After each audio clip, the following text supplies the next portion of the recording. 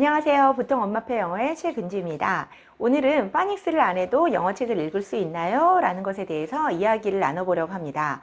어머님들이 정말 많이 하시는 질문인데요. 결론부터 말씀드리면 네, 가능합니다. 영어책을 충분히 읽을 수 있어요.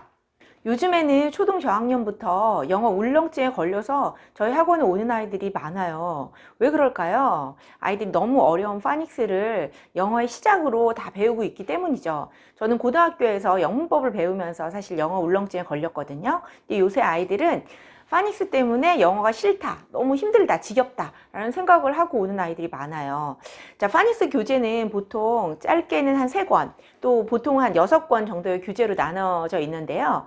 첫 번째 1권은 다 그 알파벳 26개의 그 기본 음가를 배우는 거예요. 그거는 뭐 게임도 많이 하고 그러면 좀 재밌게 배울 수 있죠. 하지만 모음이 들어가고 또 블렌드가 들어가고 그리고 또 이중 모음이 막 나오기 시작하면 아이들 머리에서 불이 나는 거죠. 난생 처음 보는 영어를 굉장히 어려운 수학 공식 같은 파닉스랑 배움으로써 아이들한테 안 좋은 영향이 더 많다고 생각해요. 너무 어린 나이에 파닉스로 영어를 시작하는 게 저는 이제 9년째 아이들을 영어 리딩으로 지도하면서 그게 별로 좋지 않다는 결론을 내리게 되었습니다. 굉장히 파닉스를 잘 배우는 아이들, 그러니까 규칙을 잘 파악한 아이들은 보통은 좀 수학머리가 있는 아이들이더라고요. 근데 그런 아이들은 파닉스를 그래도 좀 잘 배우는 편이죠. 뭐 A는 에 소리가 나, B는 B 소리가 나, 이런 걸 잘 매치해서 이제 배우는 아이들인데요. 이런 아이들도 장점만이 있는 게 아니더라고요. 왜냐하면 물론 영어에 하나하나 기본적인 음가가 있지만 예외도 굉장히 많고, 근데 예외가 아니다 하더라도 그 하나의 기본 음가가 그냥 문장 속에서 자연스럽게 연음이 되거나 다른 단어랑 어우러지면서 문장이 이렇게 자연스럽게 좀 읽을 수 있어야 되는데요. 파닉스를 너무 잘 배운 아이들은 단어 하나하나를 이렇게 우리나라 말처럼 또박또박 이렇게 발음을 하다 보니까 굉장히 무슨 로봇가 읽는 것 같이 어색하더라고요. 근데 한번 잘못된 발음을 교정하는 것은 그냥 처음부터 제대로 된 발음을 익히는 것보다 훨씬 어렵다는 것을 제가 가르치면서 많이 느꼈습니다. 그래서 좀 수학머리가 있는 아이들조차도 파닉스로 영어를 시작하는 것에 대해서는 발음 면에 있어서 좀 좋지 않을 것 같다는 생각이 들고요. 실제로 어떤 일이 있었냐면 발음이 안 좋은 아이들 여러 명 있었고요. 물론 파닉스를 처음부터 시작했다고 해서 다 발음이 안 좋아서 온다는 것은 아니에요. 그렇지만 그럴 확률이 좀 많이 컸다는 걸 말씀드리고 싶고요. 어떤 애가 영어책을 저희는 이제 헤드셋을 끼고 듣고 있거든요. 그러다 갑자기 저한테 선생님 저 CD가 이상해요 그러면서 막 온 거예요. 그래서 CD가 이상해? 뭐가 이상해? 라고 물어봤더니 선생님 여기 보세요. 여기 CHEF잖아요.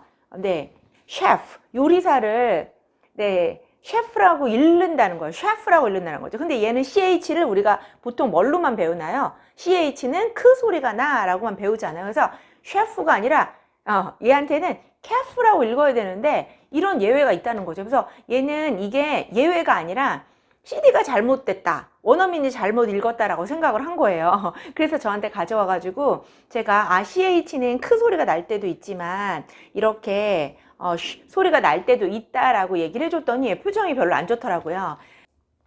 자, 이렇게 수학머리가 좋은 아이들은 또 이런 좀 문제점이 있고요. 그리고 언어 감각이 좋은 아이들, 언어 감을 타고난 아이들은 사실 언어를 이렇게 감으로, 온몸으로 본능적으로 이렇게 익히는 아이들이 많은데 이런 아이들이 좀 규칙에 약하죠. 그래서 이런 아이들, 오히려 영어책으로 하면 너무너무 잘할 아이들을 이제 파닉스부터 시작하면 아이들이 영어가 어렵다는 느낌이 팍 드는 거예요. 영어가 이렇게 무슨 규칙을 배우는 거였어? 너무 어려워, 재미없어.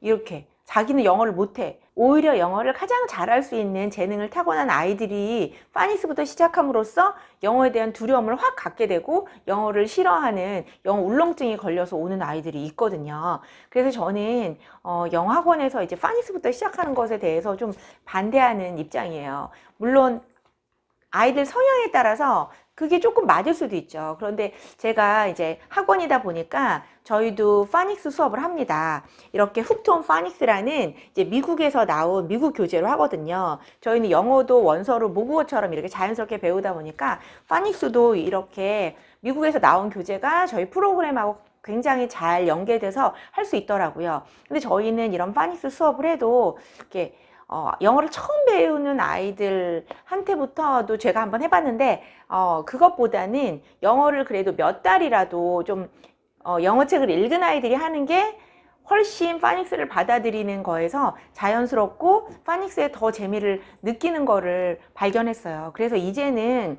제가 이 파닉스 리딩, 이 훅톤 파닉스로 하는 이 수업도 몇 달이라도 영어 리딩 수업을 한 아이들로만 구성을 하고요. 저학년들로만 구성하지 않고 고학년들도 파닉스가 필요한 아이들은 같이 이렇게 해서 그룹으로 해서 수업을 하기도 합니다.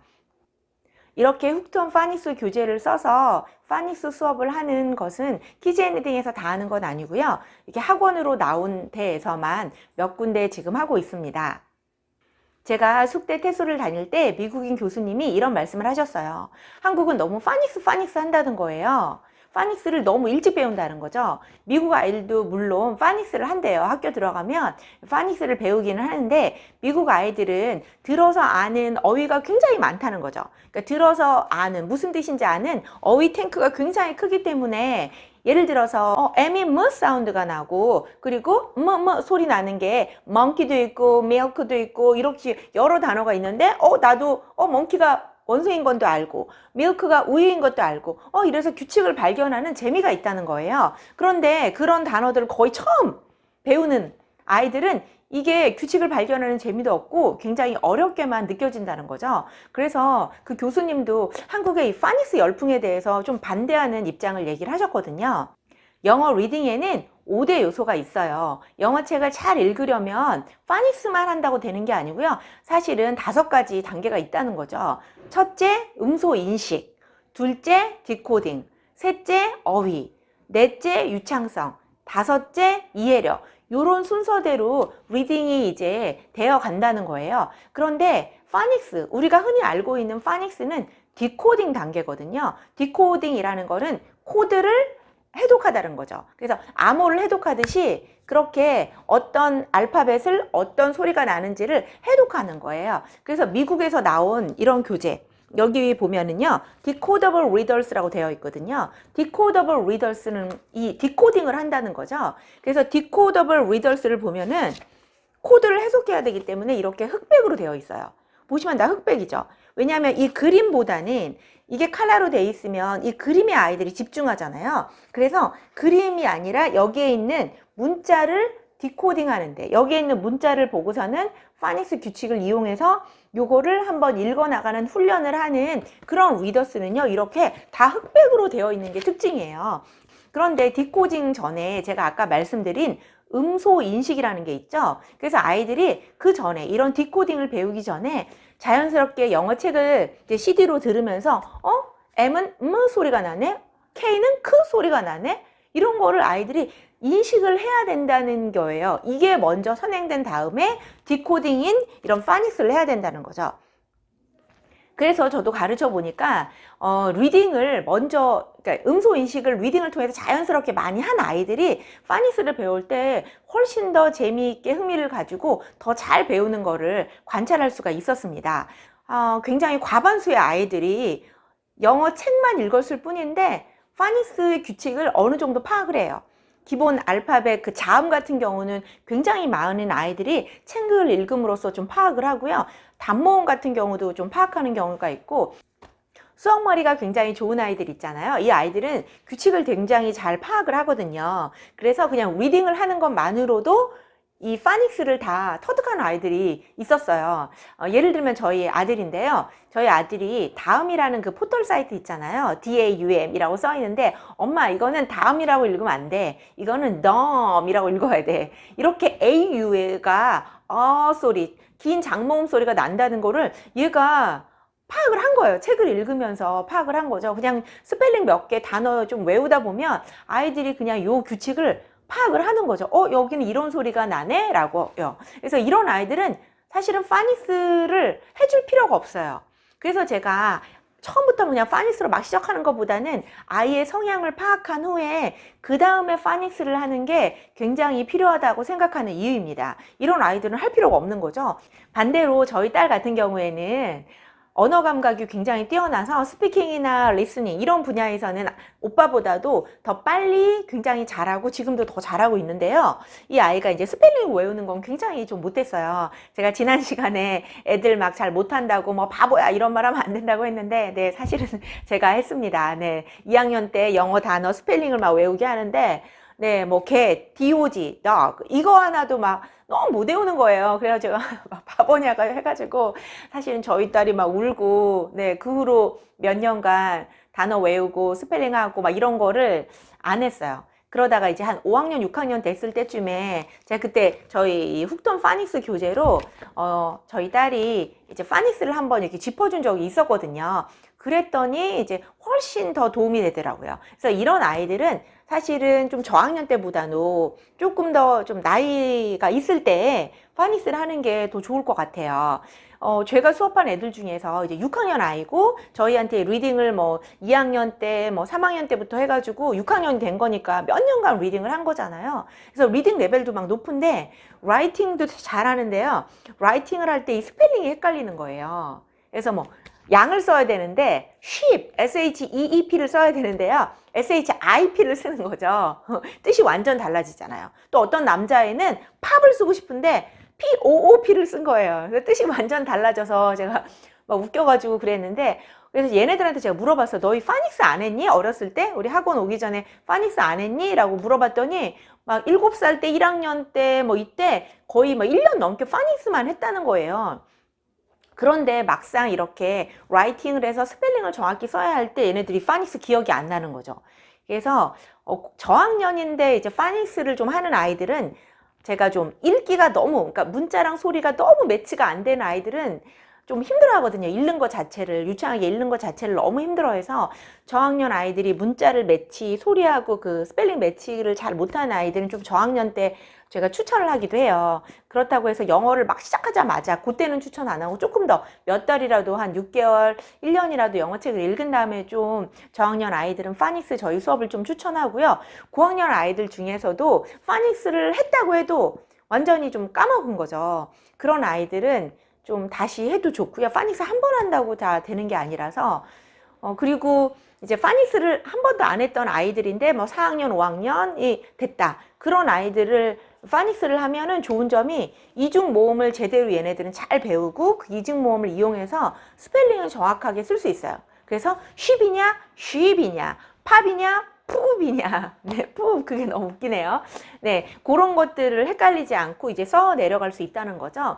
그래서 아이들의 필요에 따라서, 아이들 성향에 따라서 적절한 시점에 파닉스를 하는 게 좋지, 그냥 파닉스부터 영어를 시작하는 게 저는 대부분의 아이들한테는 오히려 마이너스가 아닐까 생각합니다. 오늘은 파닉스를 안 해도 영어책을 읽을 수 있나요? 에 대답을 해드렸습니다. 어떤 리딩 전문학원은 파닉스를 떼고 와라 막 이런다고 하더라고요. 저희 키즈 앤 리딩은 사실 ABCD 아무것도 몰라도 상관없어요. 네, 엉덩이 붙이고 앉아있을 수만 있다면, 네, 40분을 앉아있을 수만 있다면 ABCD 몰라도 키즈 앤 리딩을 다니는데 아무런 문제가 없습니다. 그래서 오늘의 질문에 제가 다시 한번 정리해서 말씀을 드리면요. 네, 파닉스를 안 해도 영어책을 읽는 데는 아무런 문제가 없습니다. 파닉스는 아이의 성향을 관찰한 후에 적절한 시점에 해주는 것이 좋습니다. 라고 말씀드립니다.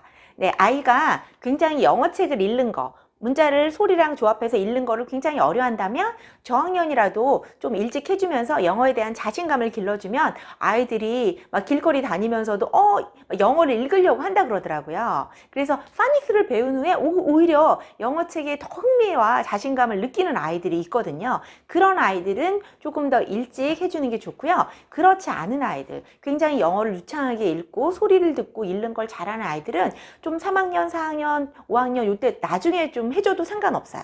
그래서 그럴 때 해주면 그런 아이들은 또 영어 스펠링을 정확히 써서 하는 게 도움이 되거든요. 그래서 이중 모음까지도 좀 저학년 때 배우면 아이들이 이중 모음을 많이 까먹어요. 어려운 부분이기 때문에 그때는 아는 듯 모르는 듯 했는데 좀 까먹을 수 있지만 조금 더 학년이 있고 그런 머리가 좀 커졌을 때 이중 모음까지 배우면 그 아이들이 더 오래 그 중요한 부분을 기억할 수 있거든요. 그래서 아이의 성향에 따라서 필요에 따라서 잘 관찰한 후에 때문에 적절한 시점에 해주는 것이 좋습니다. 무조건 파닉스부터 시작하는 거는 아이한테 좀 마이너스적인 이런 결과가 나타나는 경우를 제가 실제로 훨씬 더 많이 봤기 때문이죠. 자, 오늘 파닉스에 대한 궁금증이 좀 풀리셨나요? 혹시 아직도 좀 궁금한 분이 있으시다면 댓글로 남겨주세요. 그러면 제가 답변을 해드리도록 하겠습니다. 그럼 다음 시간에 또 만나겠습니다.